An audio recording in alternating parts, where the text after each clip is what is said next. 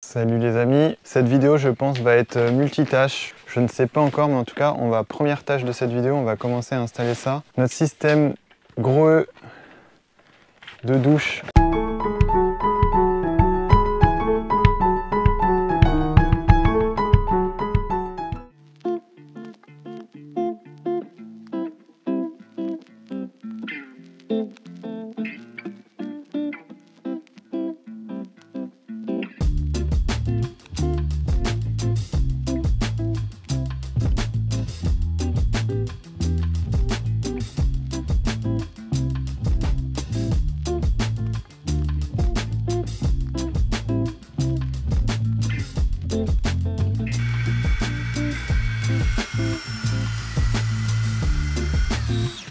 On a coupé le montant ici puisque notre boîte Greux va arriver ici, donc ça allait nous gêner pour passer nos tuyaux et les raccorder en dessous.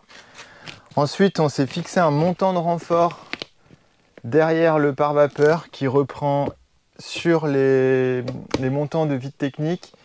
Et vu qu'au bout on n'avait pas de fixation sur le vide technique et qu'on coupait celui-là pour reprendre l'effort de la plaque de placo, et ben hop, on a remis un montant vertical dans le mur porteur ici. Donc normalement là ça devrait pas bouger. On va rebourrer notre laine de bois et ensuite on remet un coup de scotch et c'est fini, on va pouvoir fixer notre boîte Greux.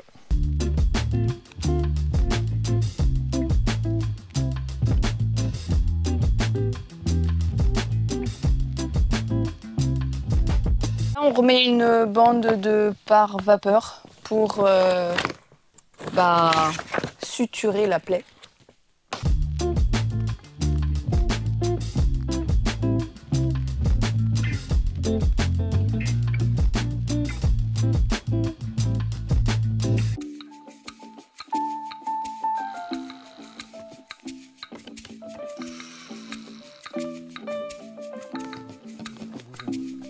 Il va pas bouger. Bon bah voilà.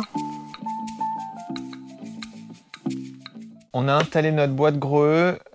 Donc c'est une boîte d'encastrement pour notre future douche. On a commencé à sertir. Il va falloir qu'on teste cette boîte. Donc il va falloir mettre toute l'installation en pression. On va aller filmer notre petit PE qu'on a mis en place et on va mettre en eau toute la plomberie. Let's go!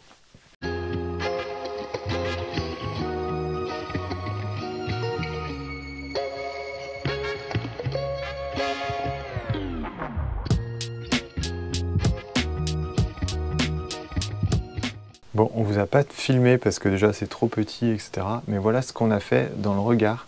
Ici, on avait à le thé parce qu'on avait eu besoin d'installer un robinet qui sortait pour quand ils ont coulé les micropieux de la maison. Donc au final, on a juste coupé le tuyau ici. On s'est mis un coude à 90 et là on avait vraiment énormément de surlongueur en attente. Et donc voilà, on a raccordé et ça c'est le PE de la nouvelle maison et ça c'est le PE de l'ancienne maison là où on habite. Et là maintenant ça se passe à l'intérieur de nouveau. On a vérifié notre raccord qui est sous la maison entre le PE qui vient du compteur et le multicouche qu'on a fait descendre dans le vide sanitaire pour faire la jonction justement. Nickel, le sertissage il ne fuit pas, le raccord PE il ne fuit pas. Donc maintenant, de retour dans la pièce buanderie. On a déjà triché un petit peu, on a testé la première partie de l'installation. On a eu quelques petites fuites, mais rien du tout, on a tout resserré. Donc on va sertir ici, ici, là et là, jusqu'à la prochaine vanne derrière les filtres.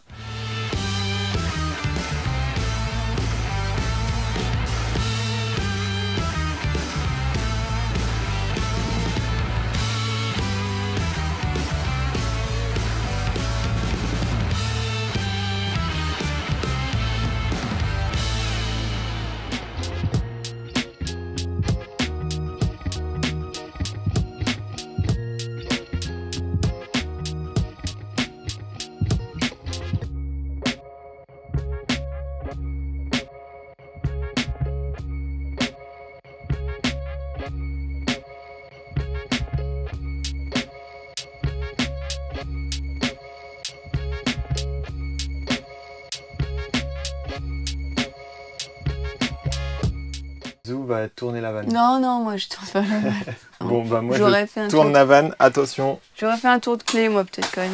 Toi, t'aurais mis un coup de pince. Un coup de pince, Moi, ouais. je pense, j'ai confiance dans Ouais, ouais. Chiffon. ces chiffons. Dans quel sens Attends, tu veux que je... Attends, regarde ce que tu fais. Non? Ah bah oui, c'est normal. Ah bah non, c'est pas normal. Bah si, c'est normal que ça se remplisse. C'est normal que ça coule là. Non, ça c'est pas normal. Ça veut dire que j'ai mal serré. Attends, mais ça... non, mais ça... Ça coule. Bon, on regarde ce qui se passe au niveau du filtre et on vous reprend. On a trouvé la raison, on l'a démonté et regardez un peu le joint, comment il était mis. Alors, oui, le joint, il s'est pincé dans le... J'espère qu'on l'a pas coupé. On va le remettre en place. Comment il doit être mis? Bah, dans la gorge. Voilà, il est pas dans le pas de vis, là, au moins. Nickel.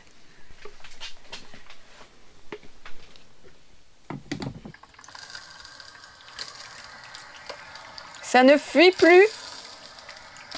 Oh là là, mais ça va super vite, hein.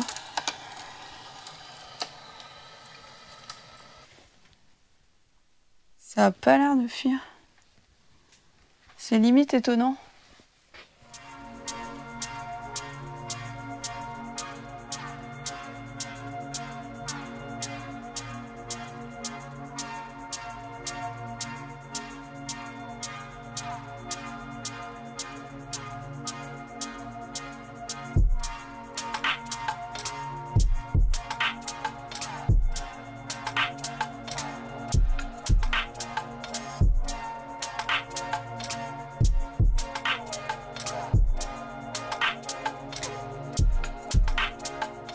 On va continuer d'ouvrir l'eau et voir si les nourrices, on a des fuites.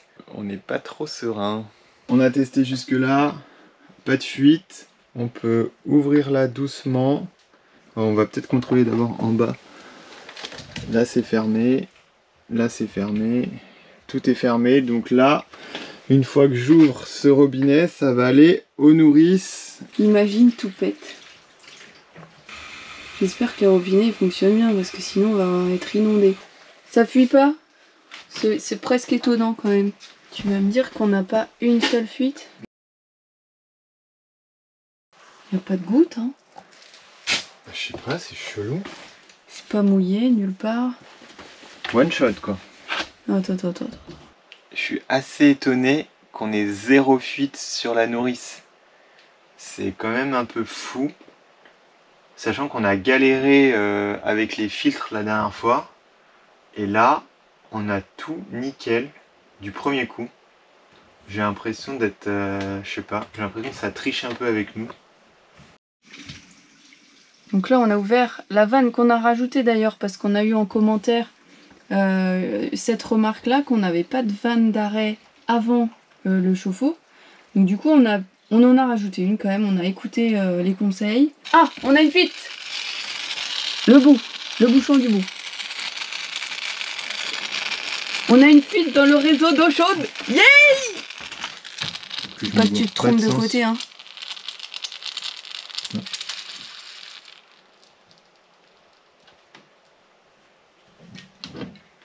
On a une fuite, Yo-Yo.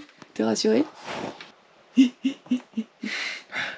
L'état dans lequel on est, un peu surpris. Pas très confiant malgré tout. En même temps, vu le nombre de raccords qu'il y a, etc., c'est pas comme si on avait juste 2 robinets pour toute la maison. Là, c'est un truc de malade quand même. On voulait tester l'étanchéité de notre boîte greux que vous avez vu qu'on a installée. Le problème, c'est qu'il faut mettre les bouchons partout. On n'a pas de bouchons, donc là il va falloir faire le plafond pour ensuite faire la cloison pour après mettre la tête de douche et là mettre les bouchons sur les sorties. Bah ouais, je suis trop contente. Ah là tu me parles de placo, je suis là il trop faut contente. tout ranger hein. Mais c'est trop bien. T'as vu le bordel qu'il y a dans la pièce là? Quoi le bordel? Non, pas trop de bordel.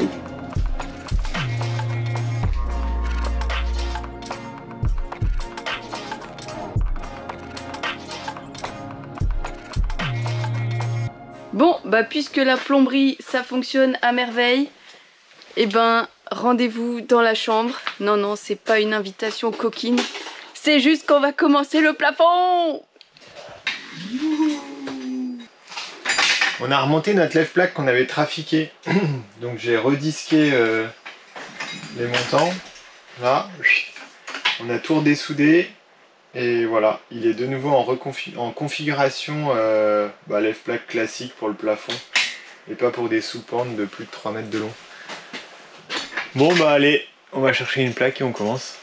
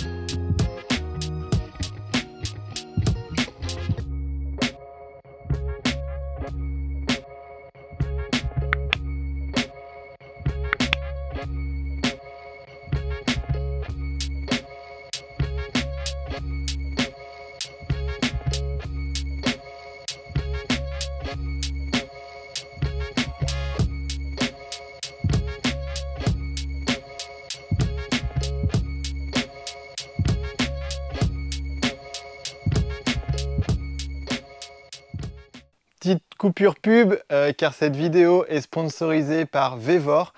On a reçu en premier sponsor cette grosse carotteuse qui nous a servi à faire tous les trous dans notre dalle parce qu'on n'avait pas fait de réservation. Donc là ils nous ont recontacté. Honnêtement la carotteuse, on a été satisfait du boulot qu'elle a fait. Du coup on a réaccepté et là on a reçu un petit compresseur. Pour certains vous avez déjà vu, on roule en voiture électrique donc on va plus trop à la station service. Donc c'est pratique pour gonfler les pneus, mais aussi pour tout ce qui est outillage pneumatique. Alors il est tout petit, on va pas faire de la peinture ou autre, mais pour un petit cloueur pneumatique ou encore nettoyer tous les outils, franchement c'est très pratique. C'est un petit compresseur de 50 litres, il fait 750 watts et normalement, on va le tester ensemble, il est assez silencieux. Et on va le démarrer voir.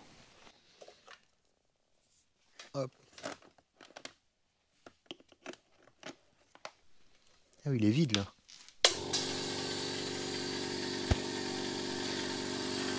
Donc voilà, franchement il est silencieux. Donc là j'ai le micro à la cravate là, j'ai ce micro là. Honnêtement on peut parler à côté et c'est pas mal. Je vais vous mettre le micro. C'est franchement pas mal parce qu'il fait pas de bruit. Ça on est assez surpris. On s'attendait à pire. Donc il y a deux manos, il y a un réducteur de pression en façade. Donc là on peut régler la pression de sortie, nous on le met pas très fort parce que comme ça au moins quand on déconnecte les outils on est bien. Vous retrouverez tous les liens dans la description si vous êtes intéressé par un petit compresseur pas trop cher. Il faut rajouter des accessoires. Alors ça par contre nous pour les accessoires on a acheté du Michelin derrière. Donc pour gonfler, avoir un bon mano côté pneus voiture. Mais voilà, je vous laisse les liens en description, n'hésitez pas à cliquer dessus si ça vous intéresse. Au moins on a tout à la maison pour gonfler les pneus de la voiture, parce qu'en plus dans toutes les stations-service, maintenant c'est devenu payant. On est refait d'avoir un compresseur. Hier, on a terminé le plafond, ou presque, parce qu'il nous manque une plaque. Ce matin, on allait chercher des plaques hydro, parce que forcément, ça sera le coin douche. Voilà. Et ensuite, on va devoir plaquer le mur pour tirer notre cloison. En fait, et descendre notre ciel de pluie, de douche, afin de tester toute l'étanchéité de tout le système gros E.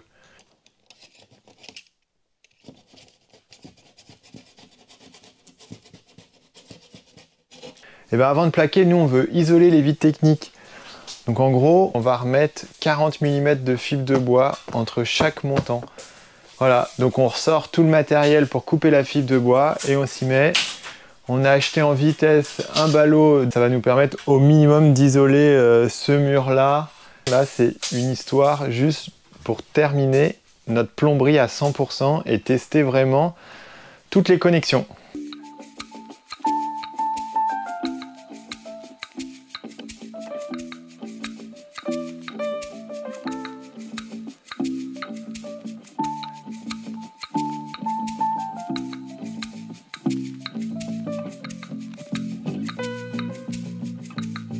elle a tout coupé là, elle a fait toutes les coupes de la plaque. On a déjà passé ça et le fil. Et là, on va passer la VMC.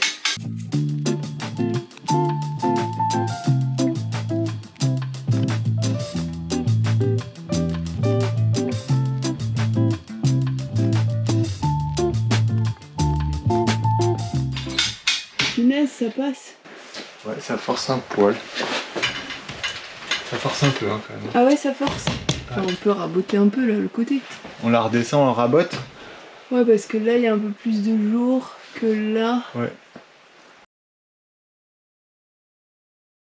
On va deuxième essai, après un petit coup de rabot. Ça a l'air d'être mieux. C'est un peu plus dégueulasse, c'était magnifique, mais...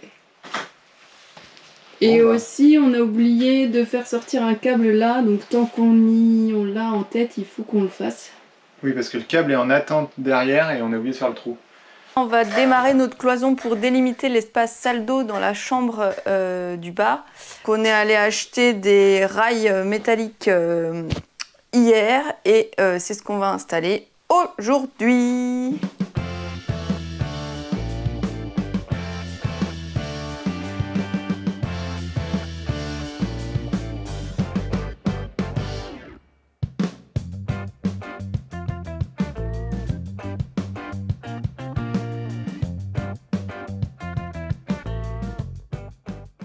On en est installé le pommeau de douche qui est encastré dans la nouvelle cloison qu'on a faite, vous l'avez vu en timelapse.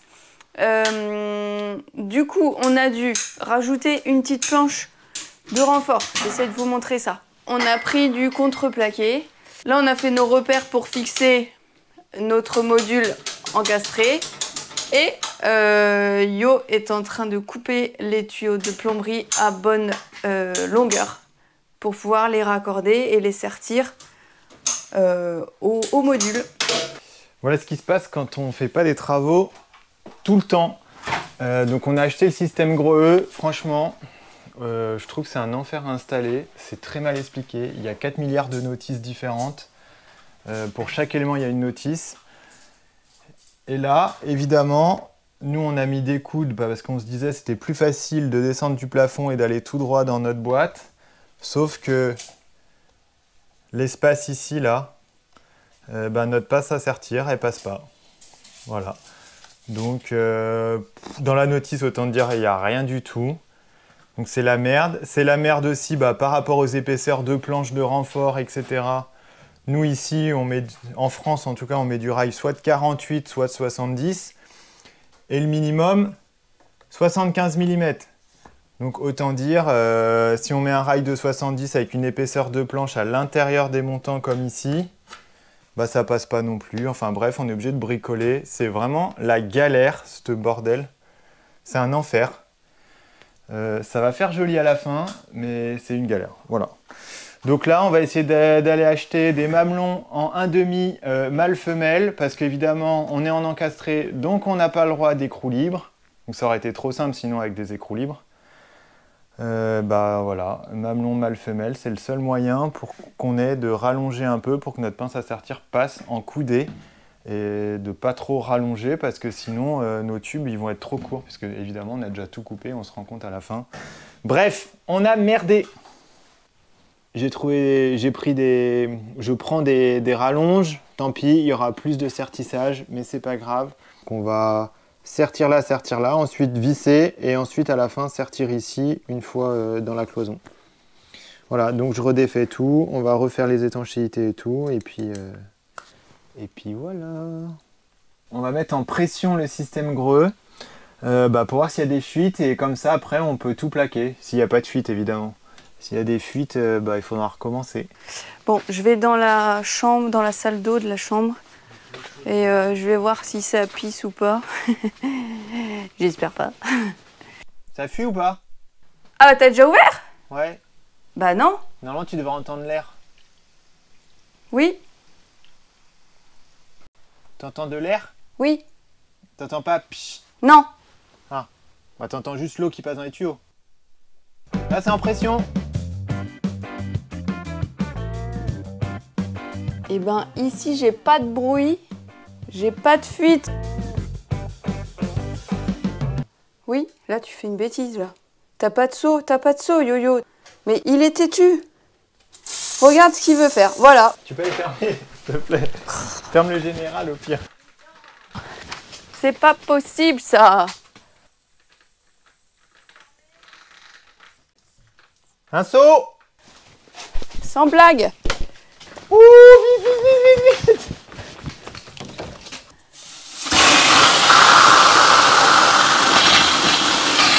Tu le tiens? J'ai pris la touche. Regarde, notre plaque de... Yo. Bon bah y a pas de fuite. Tu t'es pas dit, je vais quand même prendre un seau, m'équiper, non. Non. Je suis trempé de ouf. Ah, puis le pire, c'est que ça tourne. Bon, voilà, ce que vous avez vu en... Et ben en fait, résultat, bah voilà, c'est de l'eau plein le placo tout neuf. Ça va. Ça va. Un yo-yo. En fait, je me suis dit, si je dévissais ça un petit peu pour voir si l'eau arrive jusqu'au bout. Ça, pour situer le truc, c'est le bouchon de la douchette. Et bah, l'eau arrivait jusqu'au bout, mais en fait, ça, une fois que tu le dévisses, le joint, il saute de la gorge, là. Et après, bah, c'est la merde. Après, t'es mouillé. Voilà, les amis, on va se quitter sur ces dernières images. Certains l'ont vu dans le cellier. Il y a eu quelques spoils d'un boîtier bleu au mur. Je pense que ça sera dans la prochaine vidéo avec une petite installation solaire. Sur ce, ciao les bricolos!